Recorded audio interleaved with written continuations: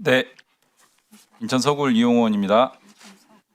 노동부 장관님, 네, 우리 노동부 지침에 따르면은 야간 근무는 업무 부담 가중 요인이라고 해서 과로사 여부를 판단함에 있어서 30% 정도. 30%를 가중시킵니다. 예를 들면 야간에 2시간 근무한 거는 주간에 2.6시간, 그렇습니다. 10시간 근무하면은 13시간 이렇게 평가를 하는 거죠. 그렇습니다.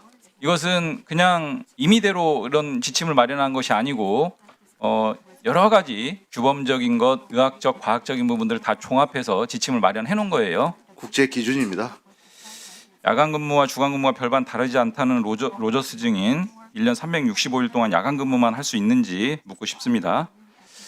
박대준 전 대표 언제부터 쿠팡 대표였죠? 신사업 대표는 2020년 그다음에 총괄 대표는 올해 5월 26일로 제외하면 5월 말부터 시작했습니다. 처음 대표가 20년 몇 월이요? 1월 1일로 제가 20년 1월이요. 네네. 어제부터 오전까지 제가 말씀드린 CCTV 장덕준님 관련해서 예. 이때 CCTV 영상 분석한 목적이 뭐예요?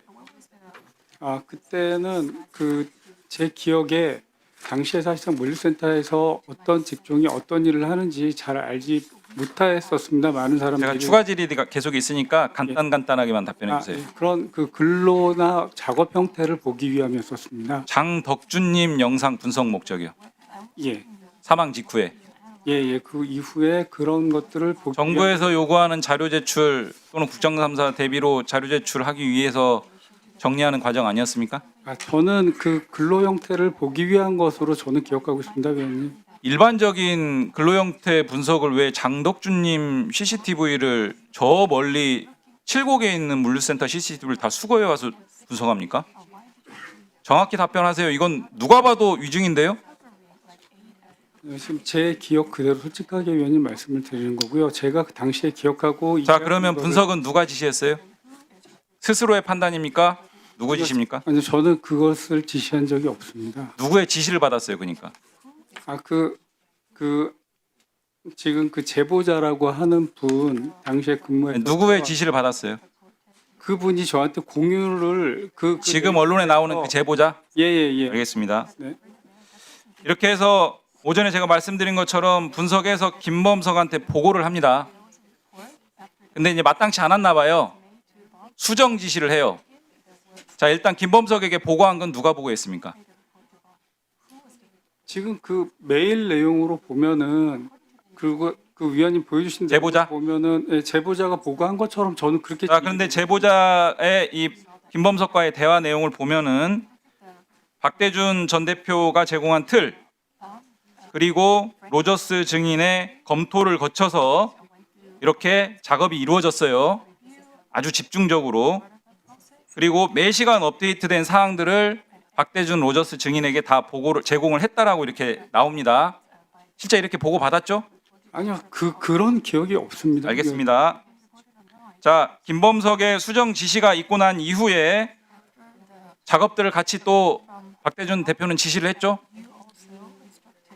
그 위원 제가 그런 지시를 한 적이 제가 전혀 없어요? 없습니다. 자, 제가 제보를 받은 내용을 말씀드리면 예. 10월 26일이 환노위 국정감사였고 10월 25일 날 이 메시지들이 이제 주고받은 메시지들이고요.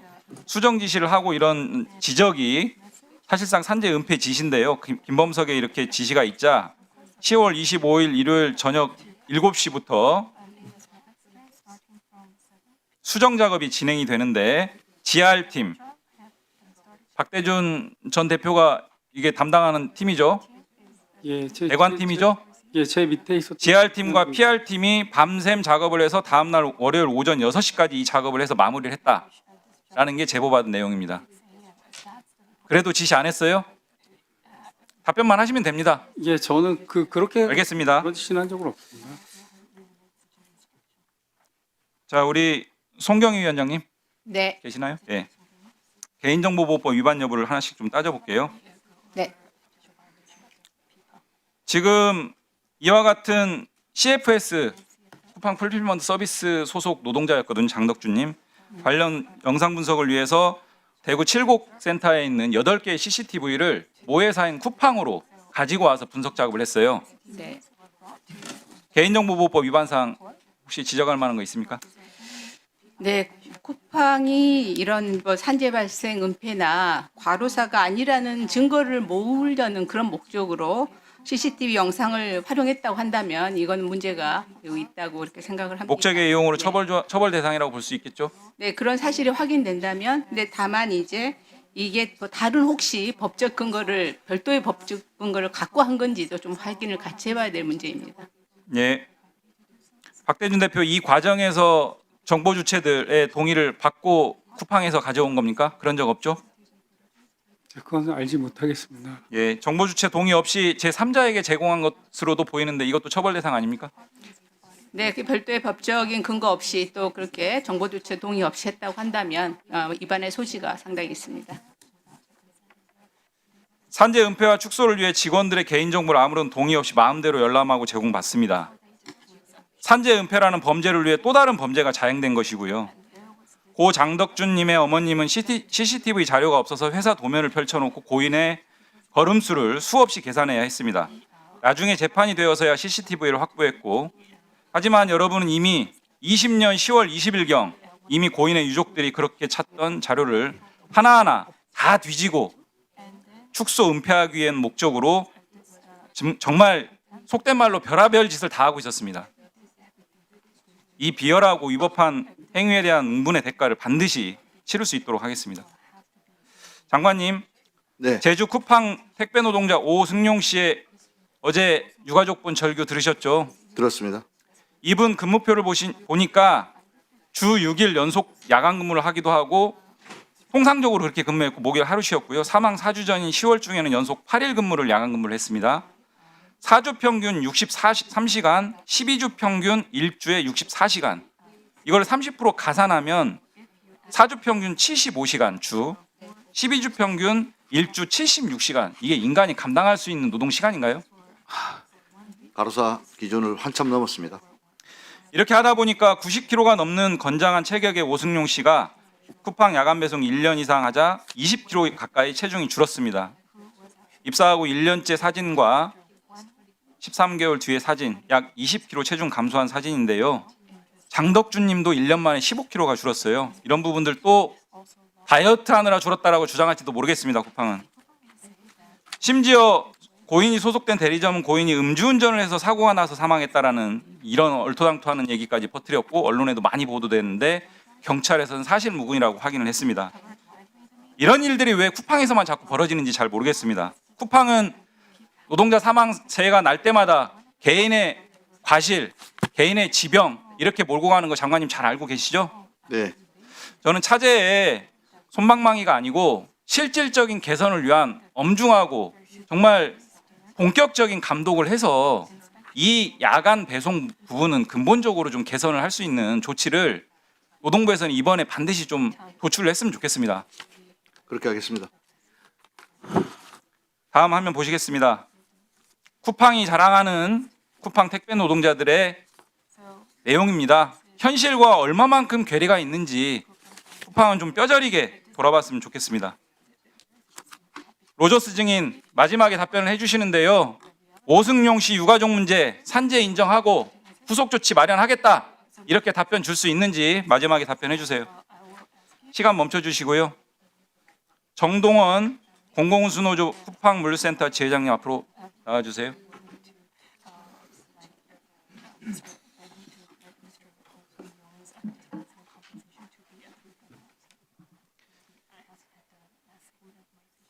가능하시면 이쪽으로 한번 나와주실래요? 저 보이는 쪽으로 반대편으로. 예. 마이크 좀 주시고요. 예, 답변에 앞서서 지금 띄어진 화면을 보시면 오승용 씨가 하루라도 더 쉬고 싶다라고 했더니 이렇게 답변을 합니다. 쉬려면 다른 곳으로 가라. 이게 쿠팡의 본질이자 실체를 상징적으로 보여줍니다. 자, 정동원님 쿠팡 물류센터 지회장이시니까 예, 그 상황을 잘 아실 것 같아요. 시간이 별로 없어서 제가 질문을 모아서 좀 드릴 테니까 충분하게 답변하시면 됩니다. 예, 알겠습니다. 최근 언론에서 쿠팡 측의 중대재해 은폐 매뉴얼이 있다고 보도가 되었습니다. 현장에서 느끼는 산재 은폐 시도 어떤 정도로 체감하고 계시는지 답변 주시고요. 뭐 기억하실 수 있겠습니까? 예, 알겠습니다. 예, 필요하면 메모하셔도 되고요. 국가인권위 권고와 올해 초 국회 청문회 당시의 약속에도 불구하고 물류센터 내에 아직도 휴대전화 반입이 이루어지지 않고 있습니다.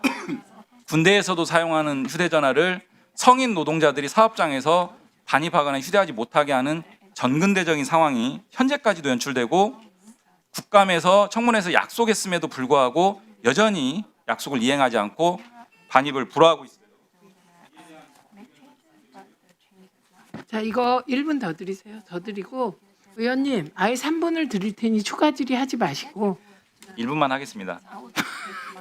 추가 질의하시게요.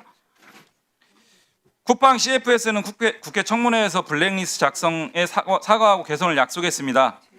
최소한의 범위에서만 운영하고 있다고 하는데 그런 개선 지점이 체감되고 있는지, 직원들의 개인정보 보호 문제도 거론되고 있는데 직원들은 어떤 생각인지 듣고 싶고요. 그 밖에 하고 싶은 말씀 하시면 좋겠습니다.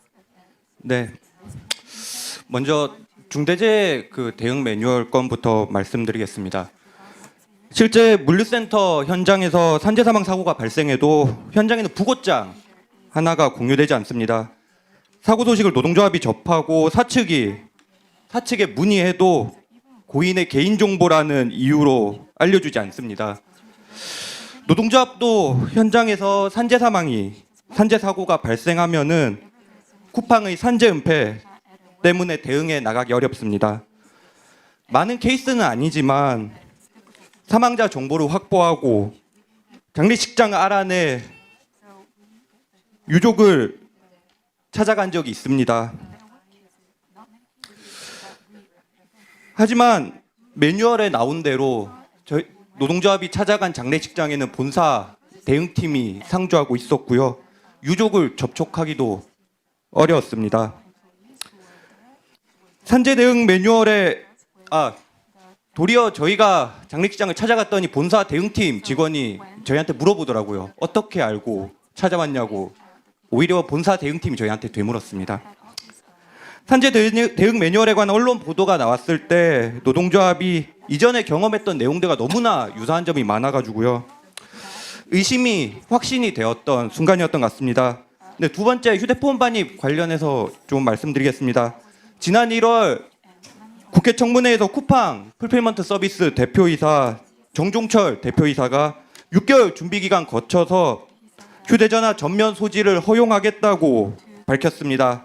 1월 청문회 이후 노동조합이 파악하기로는 휴대전화 10원 반입을 진행한 적도 없고 아직도 승인된 휴대전화를 제외하고 물류센터 현장 내부의 휴대전화 반입이 허용되고 있지 않습니다.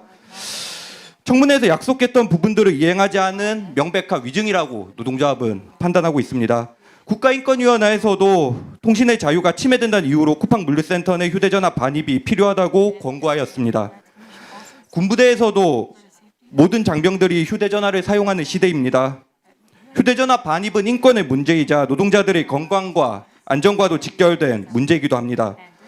쿠팡은 지난 1월에 청문회에서 한 약속을 조속히 이행하고 쿠팡 물류센터 내 휴대전화 반입을 즉각 시행하여야 합니다.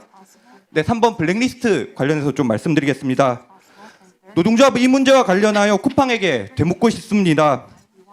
지난 1월 국회 청문회에서 쿠팡 풀필먼트 서비스 정종철 대표이사는 블랙리스트 사태에 사과하며 개선책을 마련하겠다고 약속했습니다. 지난 1월 청문회 이후 1년이 지나갔습니다. 노동조합은 그동안 쿠팡으로부터 개선 사항에 관련한 어떠한 얘기도 듣지 못하였습니다. 개선이 되었다면 개선한 내용을 지금 이 자리에서 공유해 주시기 바랍니다. 노동조합 조합원과 간부들도 당시 블랙리스트에 올라와 있었고 블랙리스트 그 자체가 부당노동 행위입니다. 현장의 노동자들은 혹시라도 노조 가입하면은 블랙리스트에 등재되지 않을까 우려하며 노조 가입을 두려워하고 있습니다. 지난 1월 청문회 이후 개선이 되지 않았다면 그것도 지난 청문회에서 약속을 이행하지 않은 것이고 위증입니다. 이 자리에서 완화 조치와 대안을 분명히 발표하거나 블랙리스트를 폐지할 것을 약속해야 합니다. 그리고 고용노동부와 경찰을 포함한 지금 정부 당국에게도 좀 부탁드리고 싶은 게 있습니다. 블랙리스트 공익 제보자에 대한 쿠팡의 고소는 지난 1월 청문회 이후 취하는 되었습니다. 하지만 공익 제보자에 대한 수사는 계속되고 있습니다. 그리고 노동조합이 블랙리스트 사태를 접하고 나서 고용노동부와 경찰에 고발했던 사례들이 있습니다. 하지만 2년이 지나도록 지금 수사가 지지부진한 걸로 확인하고 있습니다. 여기 정부 당국 관계자들 나와 있는 걸로 알고 있습니다. 신속한 수사해 주시길 약속해 주셨으면 좋겠습니다. 네, 마지막 그밖에 하고 싶은 말들 좀 정리해 봤습니다. 21년 6월 노조 설립 이후 지금까지 쿠팡에서 노동자 활동하면서 많은 어려움들이 있었습니다. 21년 8월부터 오늘까지 4년 반이 넘는 기간 동안 쿠팡의 물류자회사인 쿠팡 풀필먼트 서비스와 본교섭 39차례, 실무교섭 39차례 진행하였음에도 단체협약 체결을 못하고 있습니다. 빈 껍데기뿐인 사측의 단체협약안을 받아보는 데에도 몇 년의 시간이 걸렸습니다. 언론에도 나왔듯이 쿠팡과 쿠팡 계열사에는 여러 노동조합이 있고 단체 교섭을 진행하고 있는 노동조합들도 있습니다. 하지만 그 어떤 노동조합도 단협 체결을 하지 못하였습니다. 이것은 무늬만 노조를 인정하고 뒤에서는 노조를 무시하는 명백한 쿠팡의 부당노동행위라고 생각합니다. 지난 1월 청문회에서도 쿠팡의 대표이사들은 우리는 노조할 권리를 보장하고 있고 성실히 교섭하겠다 약속했습니다. 하지만 지난 1월 청문회 이후에도 교섭 차수만 늘어나고 있는 상황입니다. 그리고 단체협약 체결을 하지 못했습니다. 노조가 사측으로부터 당연히 보장받아야 할 근로시간 면제, 현장 출입권, 노조 사무실 또한 노조 설립부터 지금까지 사측으로부터 보장받지 못하고 있습니다. 쿠팡이 진정으로 노조를 인정하는 기업이라면, 노조할 권리를 보장한다는 기업이라면 즉각 노조할 권리를 보장하고 노조와의 조속한 단체협약 체결이 필요합니다. 저 지금 6분이 지났거든요. 7분에 들어가고 있으니까 네, 빨리 마치도록 하겠습니다. 마무리해 네. 주십시오. 네, 그동안 노조 간부들에 대한 무수한 징계 해고가 있었고 최근 법원 판결들에서 부당해고, 부당노동 행위로 인정받았습니다. 하지만 복직은 이루어지지 않고 있습니다. 휴게 시간이 없다시피 한 현장에서 노동자들의 투쟁으로 산업안전보건법을 바꿔 폭염시기 휴게 시간 부여가 의무화되자 냉풍기 밑에 온도계를 놔둬 체감 온도를 낮추고 어떻게든 휴게 시간을 지급하지 않으려던 꼼수를 부리는 기업이 쿠팡이었습니다. 노동자들의 생명과 직결되는 휴게 시간 지급도 비용 운운하는 기업이 쿠팡이었습니다. 쿠팡 노동자들의 산재 사망, 과로사가 관심받고 있는 지금 추가적인 휴게 시간 지급은 노동자들의 건강, 안전과 직결되는 생존권입니다. 국회와 정부 당국 그리고 청문회를 지켜보시는 시민들에게 호소드립니다. 쿠팡에서 더 이상의 비극적인 죽음이 발생하지 않으려면 지금의 관심이 단시간에 휘발되지 않고 계속되어야 합니다. 지속적인 관심만이 쿠팡을 바꿀 수 있습니다.